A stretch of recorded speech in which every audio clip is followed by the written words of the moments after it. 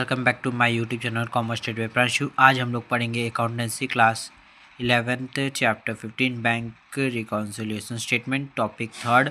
Welcome to Commerce Study by Priyanshu. Need and importance of bank reconciliation statement. A bank reconciliation statement is very useful for both business and bank. Bank reconciliation statement ये useful है दोनों के लिए, business के लिए भी और bank के लिए भी। ये दोनों यूज़फुल है कि कई कैश और पासबुक दोनों अलग अलग बैलेंस ना आए, सेम बैलेंस आना चाहिए। अलग आ रहा है तो क्या कुछ गलतियाँ हैं या कुछ चीज़ें नहीं लिखी है तो उसको सही करने के लिए बैंक रिकॉन्सिलिएशन स्टेटमेंट बनता है।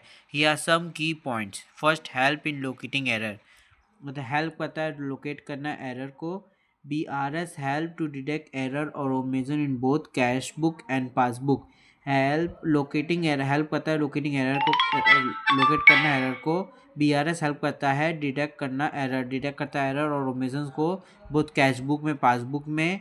Ensure accuracy of account, it help to ensure that the bank related transaction are correctly recorded. It help to ensure, it help ensure करता है that bank related transaction are correctly record हो, ठीक। फिर तीसरा है deduct fraud और unauthorised transaction. It reveal any fraudulent entries और unauthorised withdrawal from the bank account. कोई फ्रॉड और एंट्रीज और अनऑथोरिटी विड्रॉल नहीं हुआ बैंक अकाउंट से। Keep account up to date, regular reconciling, keep the cash book and bank records update and accurate. Regular reconciliation and keep cash book और bank record update करता है एक्यूरेटेड, ठीक। डेली बेसिस पे account को update रखना चाहिए up to date तक। Assistance in preparing final account, since the correct bank balance is required for preparing financial statement. BRS ensure reliability of that balance. Since correct bank balance correct हो required करता है preparing करना financial statement को, BRS ensure reliability of that balance, ठीक। फिर उसके बाद है improve business control, improve business control will help management to maintain better control over cash and banking activity. ये हेल्प करता है मैनेजमेंट को मेंटेन करना बेटर कंट्रोल ओवर कैश और बैंक एक्टिविटीज पे बेटर कंट्रोल करता है, ठीक। आप लोग इस पॉइंट का स्क्रीनशॉट ले लीजिए। Like, subscribe, share and comment.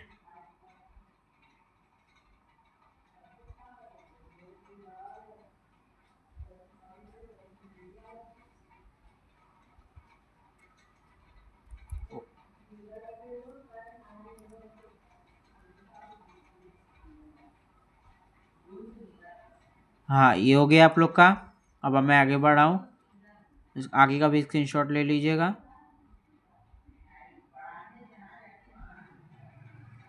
I hope आप लोग ने ले लिया।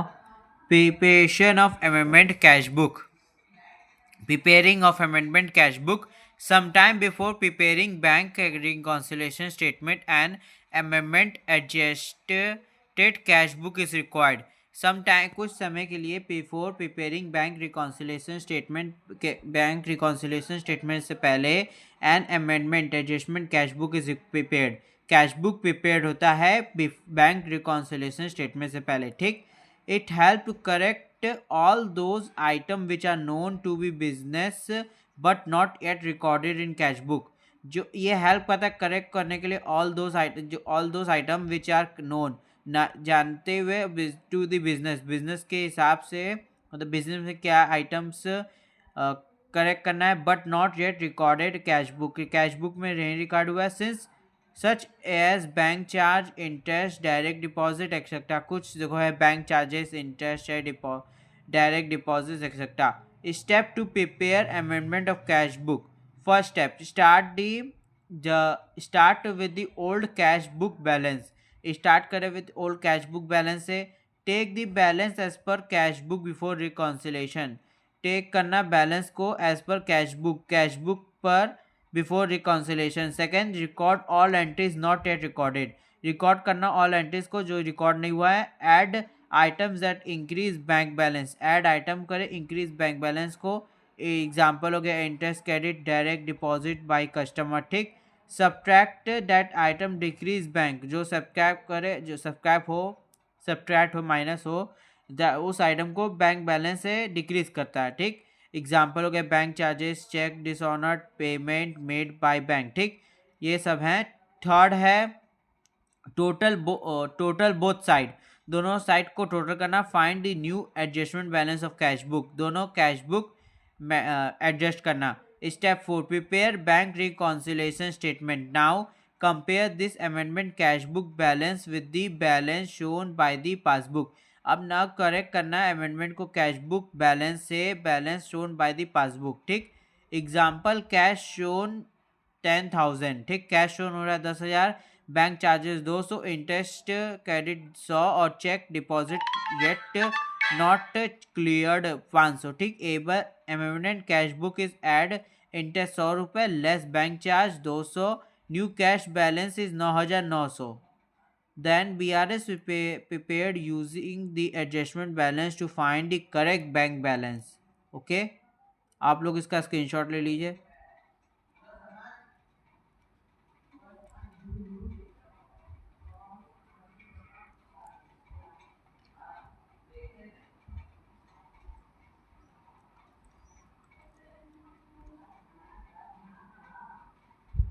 आई होप आप लोग इसका स्क्रीनशॉट ले लिया होगा।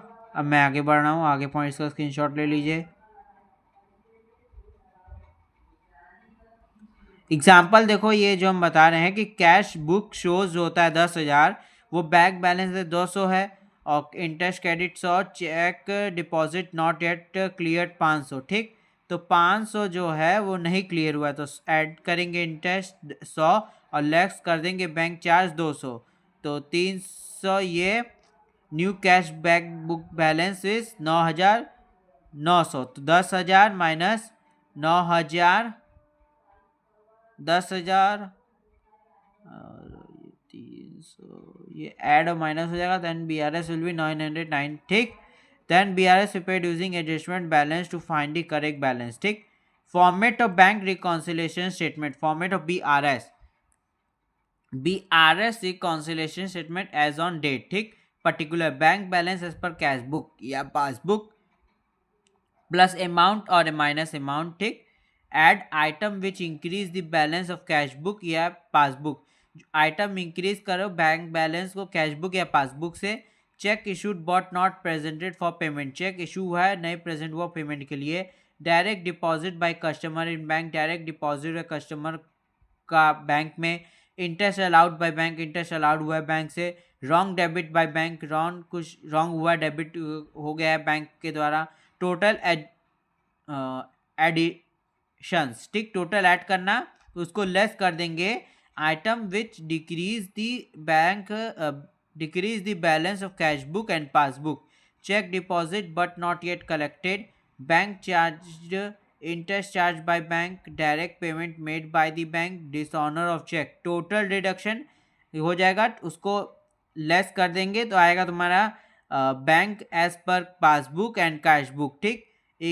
एक्सप्लेनेशन ऑफ कॉलम्स, जो कॉलम्स के एक्सप्लेनेशन पर्टिकुलर जो है mention the item causing difference between cash book and passbook, ठीक। Add include item that increase the balance, less include item that reduce the balance.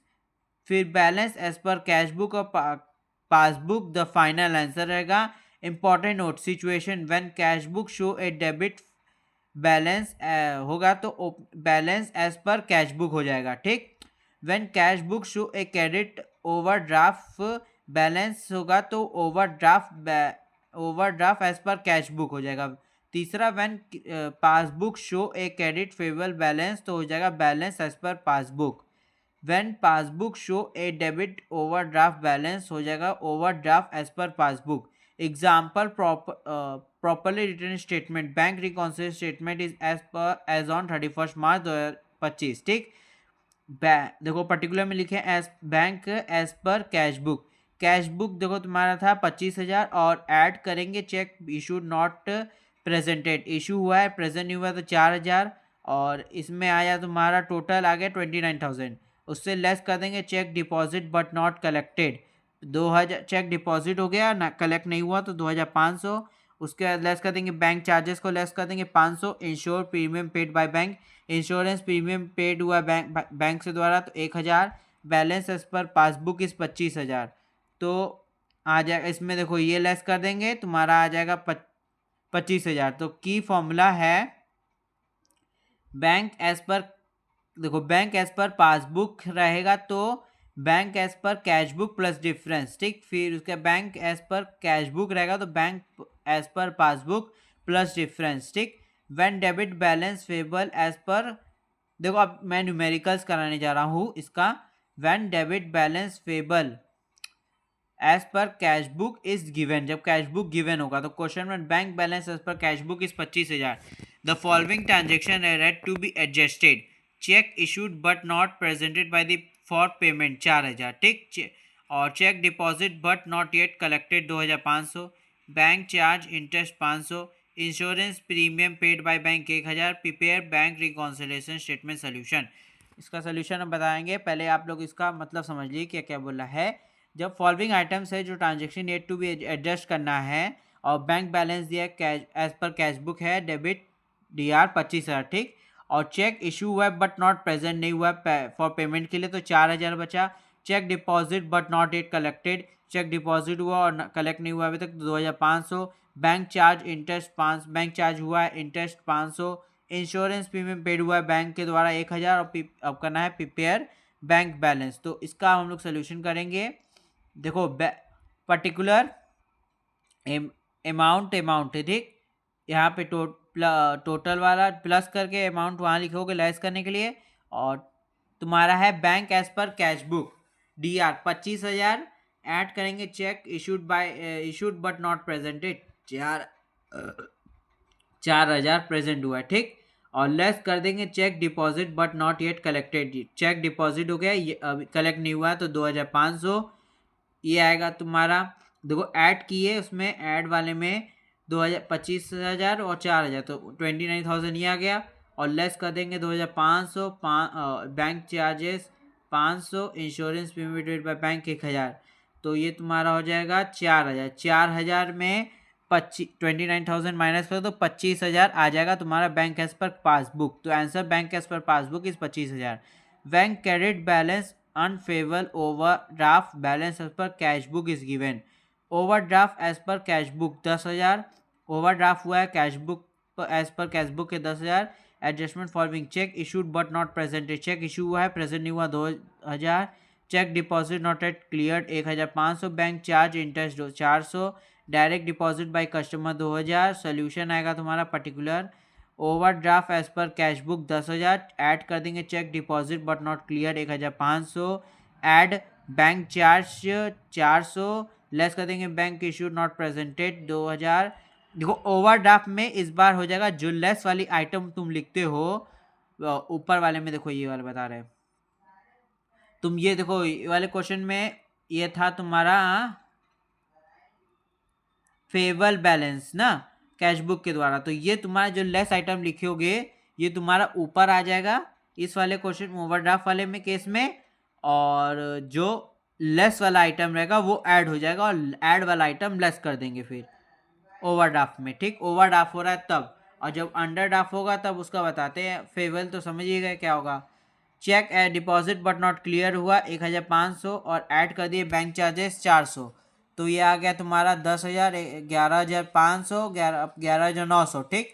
11,900 में check issued but not presented 2,000, less कर देंगे direct deposit by customer 2,000 तो 4,000। 4,000 में 11,900 less कर दो 7,900 आएगा तो answer overdraft as per passbook is 7,900। अब bank debit balance overdraft as per passbook is given, जब डेबिट बैलेंस होगा ओवरड्राफ्ट तो पासबुक गिवन होगा तो उसमें हो जाएगा ओवरड्राफ्ट पासबुक 800, पासबुक का ओवरड्राफ्ट हो रहा है डेबिट बैलेंस तो उसका गिवन है 8,000 और एडजस्टमेंट फॉलोइंग है, cheque issued not presented 1000, cheque deposit but not credited 2000, bank charges not entered in cash book 200, dividend collected by bank 800। तो उसका सोल्यूशन है बैंक एज पर पासबुक 8000। इसमें देखो क्या क्या ऐड होगा, cheque deposit but not credited, cheque deposit हुआ credit नहीं हुआ 2000, और बैंक चार्ज हो रहा है 200, तो हो जाएगा 10,200, और उससे लेस कर देंगे cheque issued not presented, cheque issue हो गया प्रेजेंट नहीं हुआ 1000, और डिविडेंड कलेक्टेड बाय बैंक 800, तो 1800, तो आएगा तुम्हारा 8400 answer, overdraft as per passbook cash book sorry.